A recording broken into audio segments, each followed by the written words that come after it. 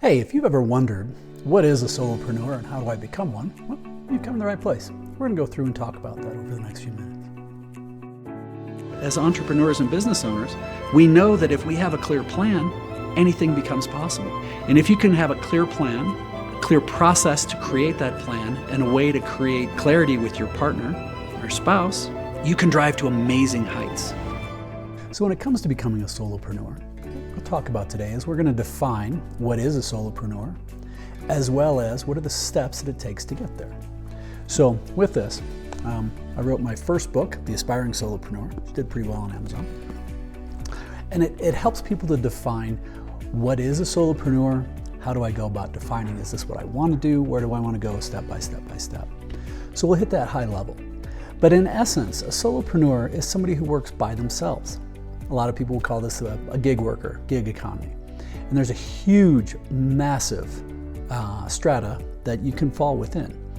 But a lot of times it's going to be more of a service-based industry. Sometimes people are building stuff.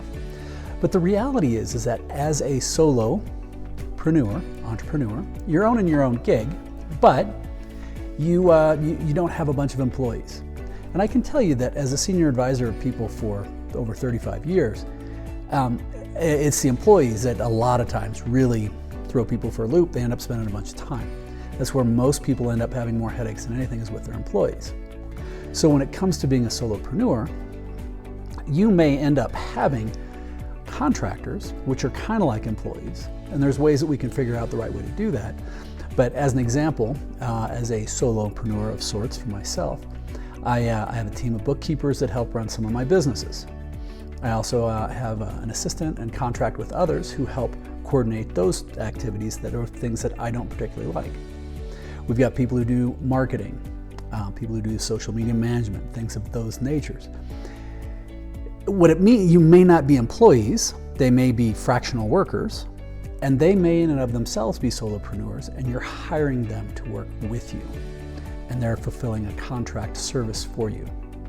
What it means though is that it really simplifies your books, and it simplifies the liabilities, the insurance, all sorts of other things that are associated with this. So what types of people are solopreneurs?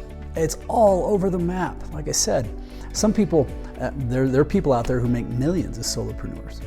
There are people out there who have a very, very simple life, and maybe they're cutting hair and they decide they want to work 10 hours a week and it's a supplement. That's also a solopreneur. It really comes down for you to defining what does success look like. And one of the things we start with when I'm coaching people on this is for you to actually start with the end in mind. If you can define what do you want your ideal life to look like, say in 6 months to a year, that can help you. Now that in and of itself can be a challenge, but if you want, you can go to aspiringsolopreneur.com, and at that website, there's a tool called the balance wheel. And this balance wheel is a way of looking at it on a holistic level of defining what does an amazing life look like for your health, physical, mental, and spiritual, for your relationships, your partner, your spouse or partner, family and friends. What does our work life look like for how we appreciate and what we value in our life? And what does our treasure, our time, talent, and treasure, our stuff look like? But if you can define that, then that helps you start to define where you want to go. Most often when people are building their solopreneur practice, they're chasing money. And I can tell you that that's the wrong way to go. It may work for a while, but particularly with the millennials and the Gen Zs, that it's all has to come back to, is this a quality life that I'm looking for? And that's one of the most beautiful things that you can achieve as a solopreneur. In my second book, Life on Your Terms, it's a fable that helps people define looking at success in those different ways. Now, when we talk about it, let's just I'm just going to randomly throw out a whole bunch of ideas of what different types of solopreneurs there are. There are anybody who's a contract gig worker. So there's consultants, there's advisors, there's graphic designers, there's social media people, there's different types of coders, there's different types of web development, there's people who do, hair, coaching, health, fitness, You name it, there's a gazillion different types out there.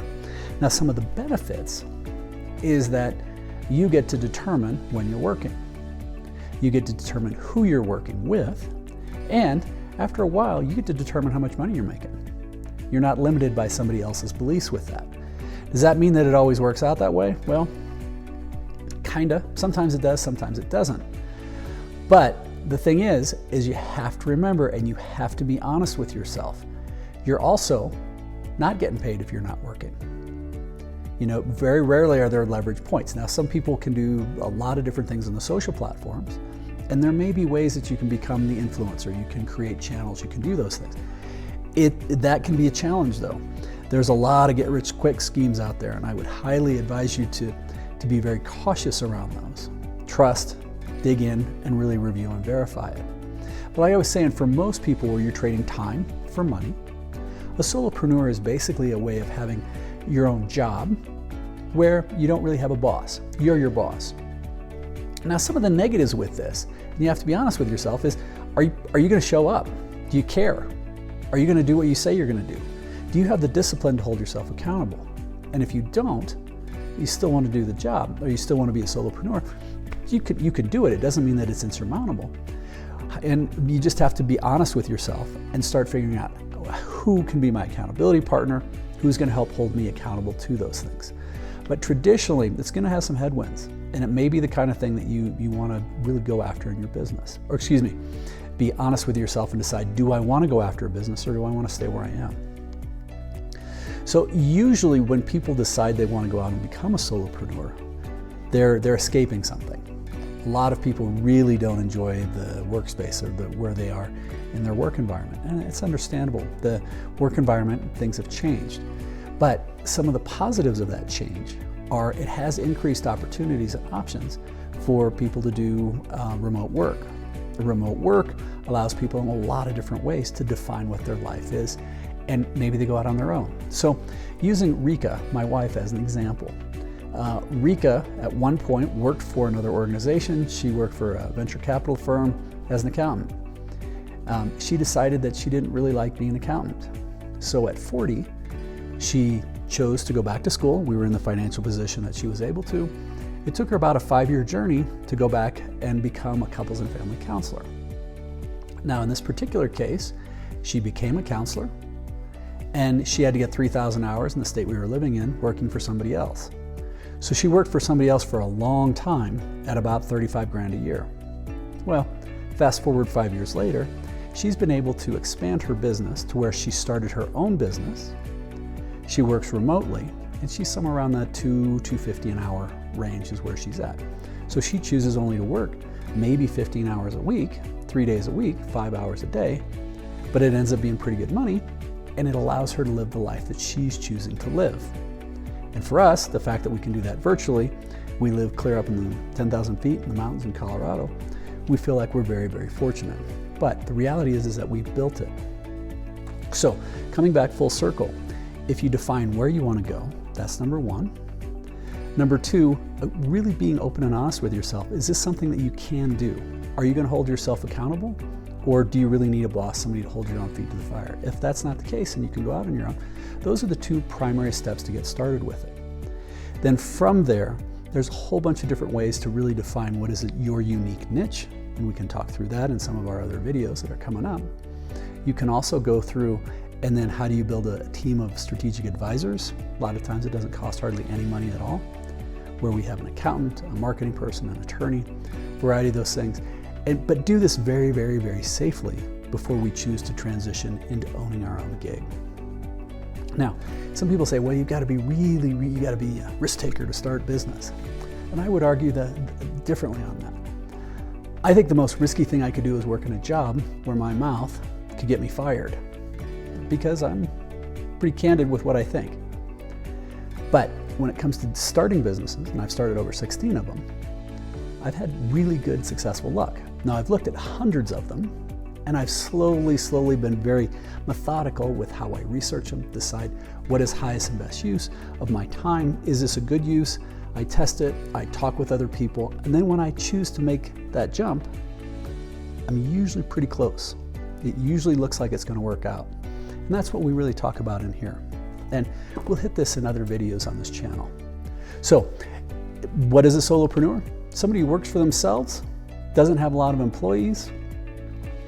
A lot of times can look at it as almost like they have a job, but they don't have a boss. So with this, if you have questions or any feedback, we'd love to hear it in the feedback below. And please like this channel. We look forward to talking to you more. Keep smiling.